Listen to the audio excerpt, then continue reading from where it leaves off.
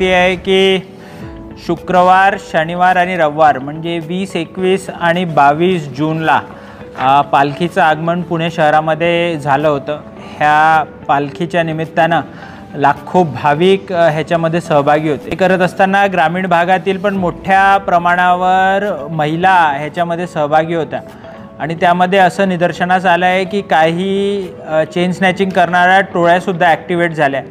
ह्या अनुषंगानं आम्ही गुन्हे शाखेमार्फत कारवाई केली असता जवळपास 20 मंगळसूत्र आणि गंठणं ही काही महिलांकडून ताब्यात घेण्यात आली आहे आणि त्या अनुषंगानं 3 गुन्हे हे दाखल करण्यात आले।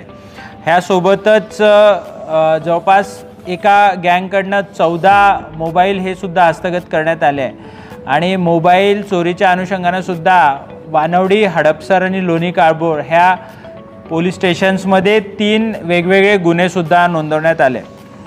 ह्यातले बरेचसे गंठनं आहेत ते अजूनही कोणीही क्लेम केलेले नाही।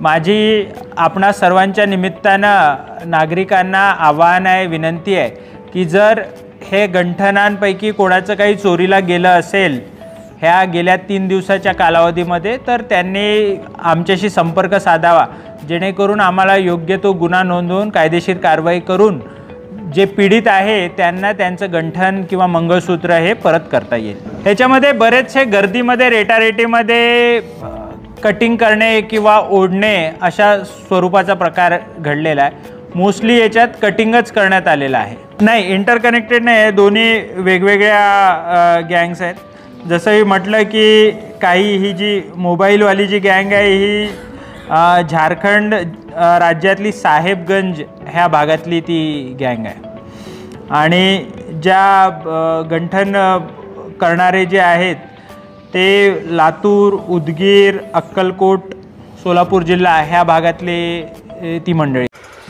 नवीन घडामोडी पाहण्यासाठी आजच आम्ही मुंबईकर 24 तासला लाईक करा, सबस्क्राईब करा आणि अपडेट रहा।